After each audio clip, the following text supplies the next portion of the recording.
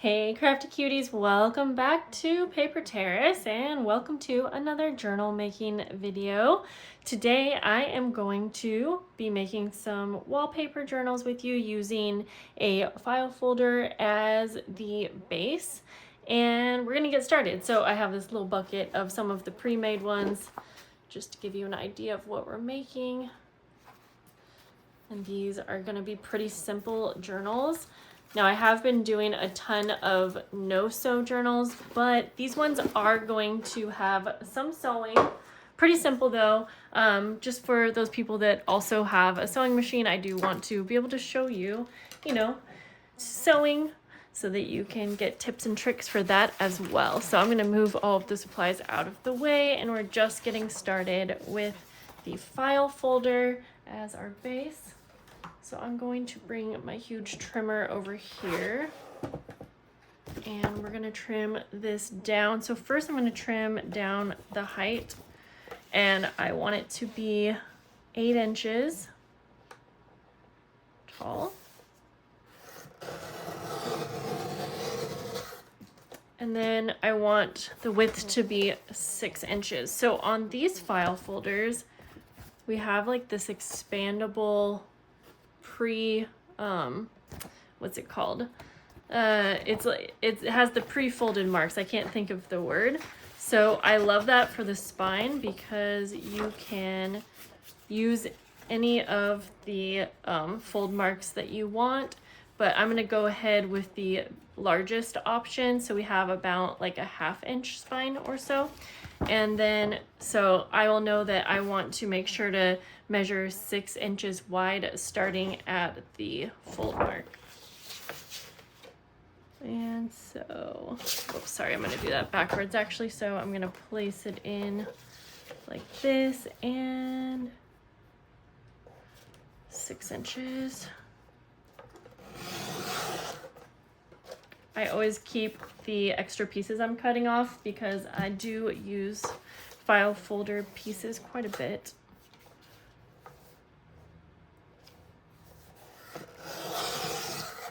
Okay, I think we can get rid of this.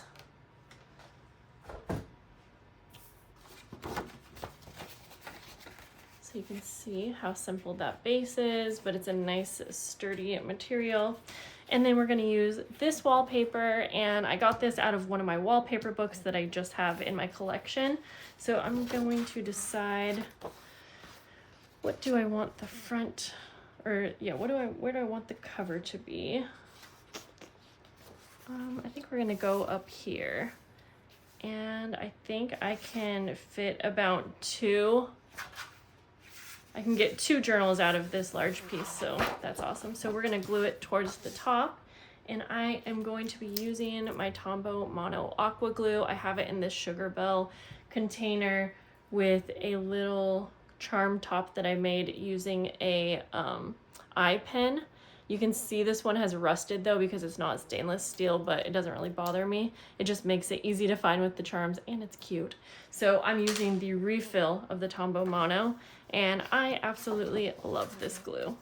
So I'm gonna get started now, and oh, you can see there's a little bit of brown in the glue right here, and that's from the rust. So for most of the projects I'm doing with glue, everything is getting covered, but obviously that's going to be a problem if your glue is visible.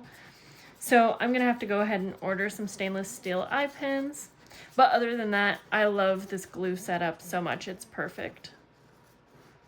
I'm adding a pretty good amount. I am going to smooth out the glue just to avoid any bubbles or dry spots.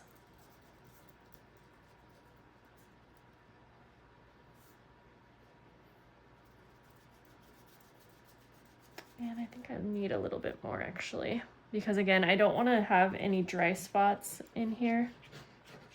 I am going to be sewing around the edges, but I still want to make sure that my glue is all even. That's just definitely going to help make sure that we don't have any of those bubbles that we don't want. Okay, and I'm gonna go ahead and just start by gluing down the top here.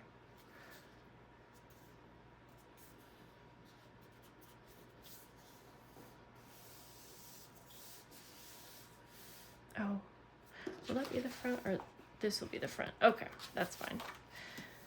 Wipe off the excess glue, and then I will go ahead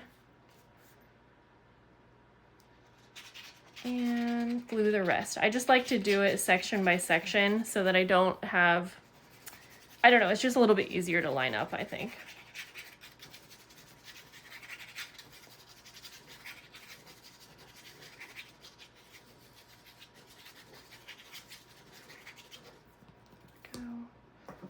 And once again, just smoothing it all evenly. If you don't like getting your fingers messy, you could probably use some kind of a paintbrush or a sponge of some sort. Maybe not a sponge. Yeah, probably a paintbrush. But I don't mind it at all.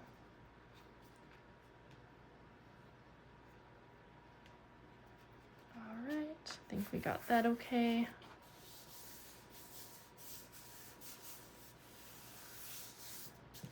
I am going to take my bone folder and really smooth everything out. Just from the center out. I don't usually do this. I literally just started because I am finding that I'm a little bit more of a perfectionist with the way that my materials look in the end and avoiding bubbles and whatnot, and I find that this helps. Okay, so I am going to cut now. So for the top and the bottom, I am actually just cutting no excess. That's really just because I am already going to be sewing, but I want to get the most use out of this wallpaper, and 2 file folders fit top and bottom just like almost exact. So then for the excess on the sides, I can actually just simply,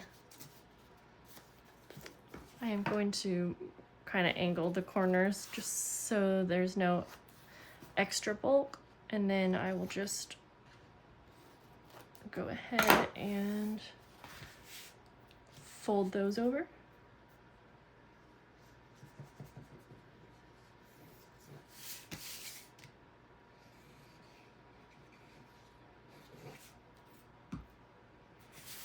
Okay, get our little scraps out of the way.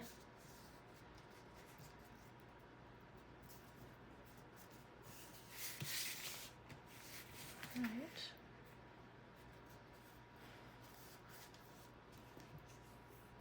Just make sure that that is wrapped around nice and tight.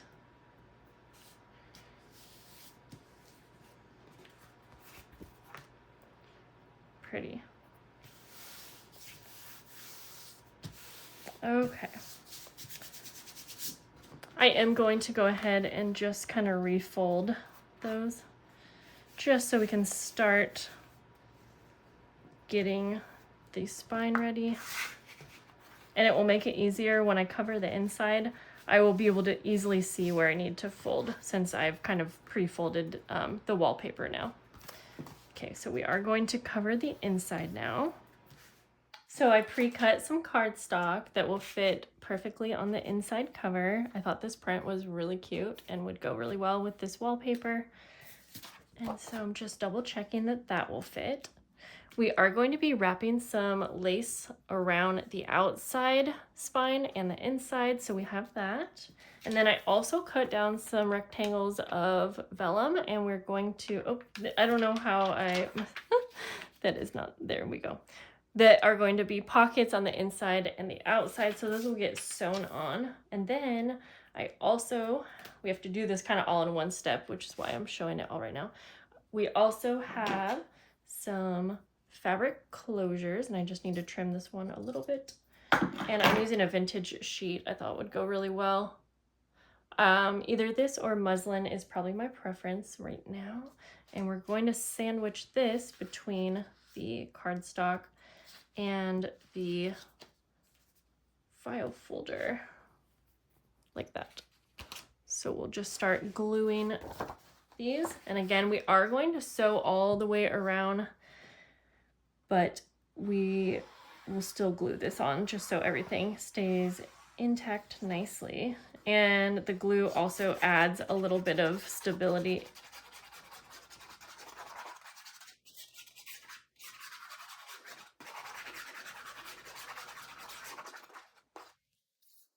For the inside, I don't usually take the time to smooth it out, and especially because this is a heavy cardstock.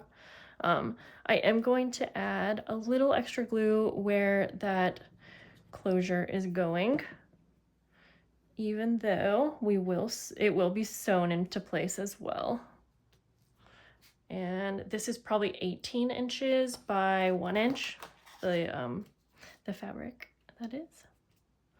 Okay, just go ahead and line this up. I'm not gluing the vellum pockets on. I am not a fan of adhesives really with vellum, so that will just get sewn on. Okay, I'm just gonna go ahead and glue this one on exactly the same way. Let's take our bone folder again and just smooth everything out.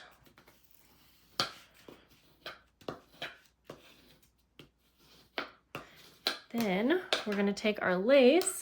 This is a little too wide for my liking, and so I'm actually going to go ahead and fold this in half, and then I'm gonna cut it in half so that it's not as wide.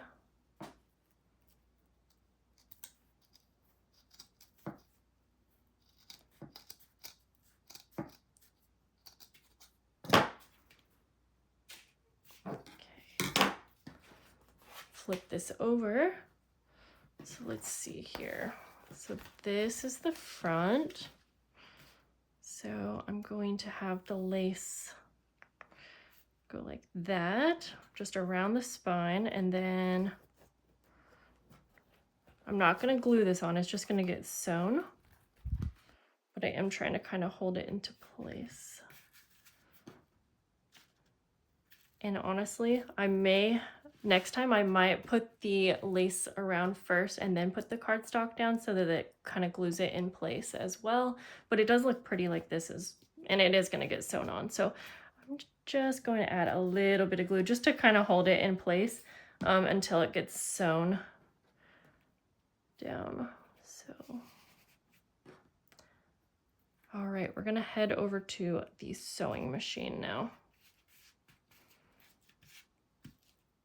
I always try to get started with the sewing on the back cover just in case anything goes wrong with the sewing or gets jammed or something like that. It's not going to be as visible. And I have a light purple thread in here and I have everything ready to go. I am going to just do a straight stitch to get started. And I'm kind of holding the lace in place as well. I'm trying to hope you can see that. And I'll just go slow all the way around the border. This is gonna sew the wallpaper in place, and also I'm gonna lift up this just to make sure that the lace is where it needs to be. And it's gonna sew the cardstock on the inside cover in place. And now the lace.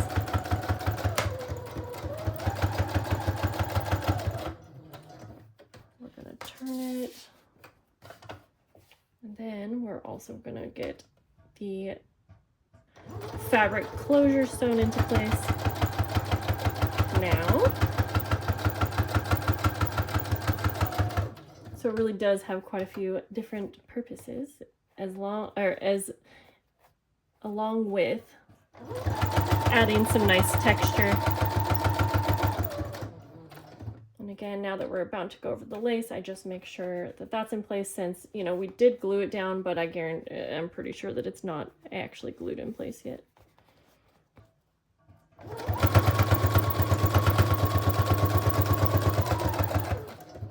Oops. And we just go until we make a complete circle, or not circle, but until we complete the border.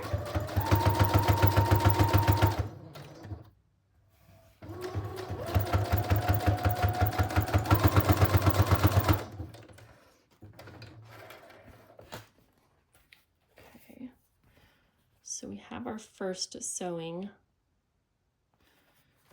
done. Now we're going to sew on the vellum pocket. So I'm going to just start with one, and I'm going to make sure it's the right orientation. This is also going to sew those lace pieces in place. So I'm just going to hold it on to get started.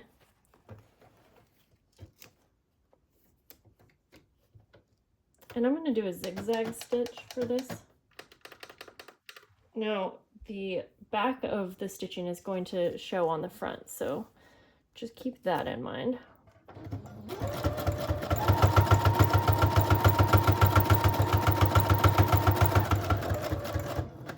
And I'm just going to be going, whoops, around the border.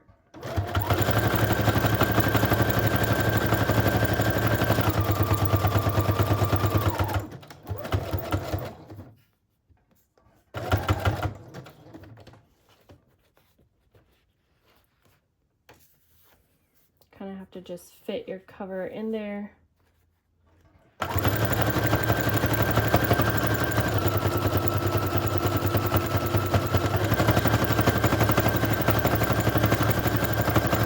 And I sewed all the way up.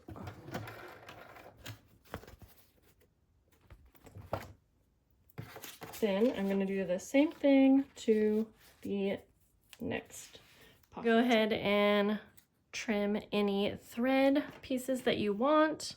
Certain journals I love leaving the long strings on, and some I don't. It's all about preference. Okay, now it is time to go ahead and get our pages in. So here's what the inside looks like, and then folded it looks like this. Okay, we'll set that aside, and in fact I'm actually going to lay it flat since of course we still have glue, and I'm going to put a heavy book on it. Okay, we'll do that. Then we're going to take our pages, and I am following kind of a formula here. All of the wallpaper journals I'm making are going to be very similar. So I have 5 pieces of coffee dyed paper, and then I have one piece from this really cool book that just has a really nice weight of paper and some interesting illustrations and things. And this is going to have a pocket. In fact, I'll use this to figure out where I need to fold my pocket. Right about there. And this is going to be the first page of the signatures. A little, I think I'm gonna fold this one.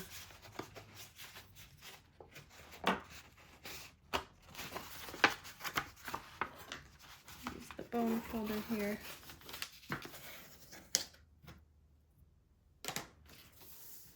Okay, and then this is just going to add a little bit of interest to the journal pages while not adding too much. So there's the first page of our signatures, and then everything else I just trimmed it down to 8 inches tall by 11.5. So it is a just a letter size paper trimmed down to 8 inches tall. And I'm just going to go ahead and do this one by one. These are some very wrinkly coffee dyed paper. And if you prefer yours to be flattened, you can always iron it, of course, but I like it like this.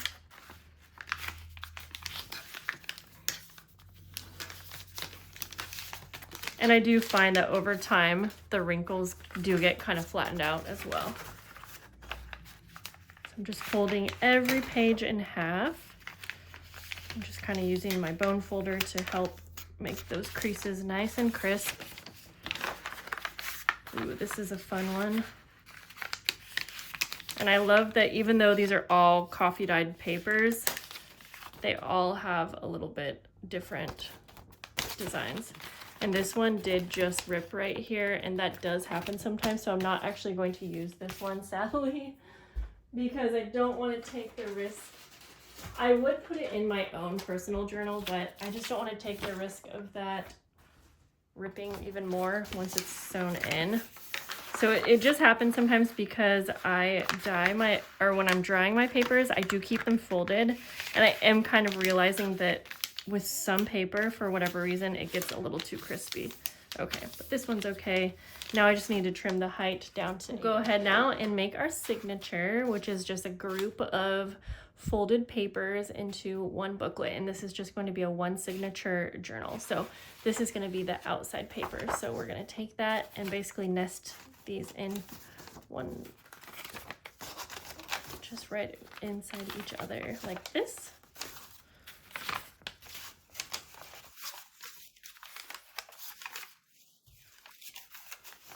So we're using 6 pieces of paper, but because they're folded and we have the front and backs, we're ending with, let's see, 24 pages, because you take 6 pages and multiply that by 4 if you're ever curious. Okay, so we're gonna make sure that these are nicely folded in to each other. I'm gonna take a paper clip and hold everything together just at the top and the bottom on each side. And just remember, when you have a group of papers like this, it is normal that the center page is probably going to appear a little bit longer. So you can see that the longest page is the center page, or if you can't see that, that is the center page. And that's only because, you know, it's closest to the top. It's a natural thing to happen. If you don't like that, what you can do is trim your pages after you have them folded and grouped. But that has never bothered me. I just want to point it out because some people do not love that. Okay, we're gonna take our cover now. And we are going to get it right in the center. And I'm actually going to use this fun little tool that I got, and I'll put the link below. And because this is a flexible spine, I can easily use this, but for anything that's not flexible, this probably won't work. But for these type of journals, it's perfect. So we're gonna just put this in like so, and then you put this on top, and it just holds it all in place nice and perfectly. And then you can decide which holes you want for binding. And on a journal like this, I just do a 3-hole punch. So I'm going to just go somewhere right around the center and push down all the way through. It's so simple. And then I want to go about an inch or so up from the top, punch through, and then an inch or so, or sorry, from the bottom and the top. Okay, we'll move that out of the way. And then we're going to take our needle, and I'm using some wax linen thread. I think I forgot to say, I'll put any links below for anything that I can. We'll thread our needle, just super simple. I just leave a little bit of a tail hanging, and then we will go ahead and bind by going through the center. And if everything was still lined up perfectly, you should be able to come right outside. And then we'll go down to the bottom hole, and it can be a little tricky when you have lace or material on the spine to see, but you can always punch from the inside just to give yourself a visual. But most of the time it is pretty easy to find, and I'm just kind of trying to bring this closer to my eyes so I can see what I'm doing, because it's not always the easiest to film.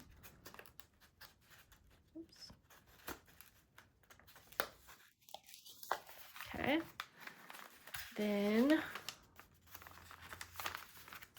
we'll go over to the top hole.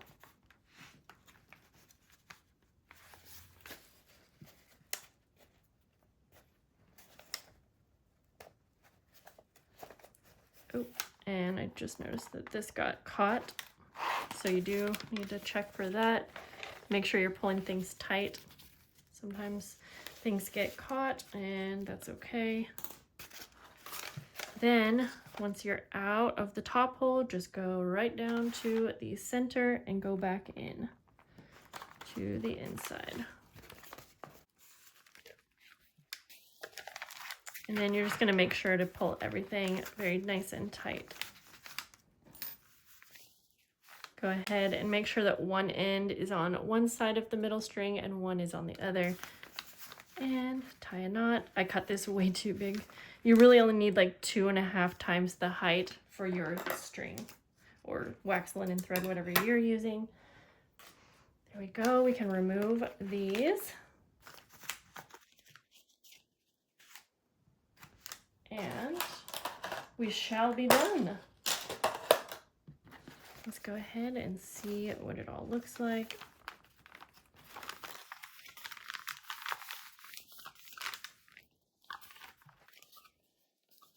There we go, guys. I love these journals. So I hope that this was helpful. And if you are looking forward to my upcoming collab series, where we're going to be focusing on basic page ideas for journals, make yourself one of these, or I'm going to be selling quite a few in the next, hopefully, week or so. So if you want to get one to play along in that series. And yeah, that's it for today's video, guys. Thank you for hanging out, and I'll see you soon. Bye.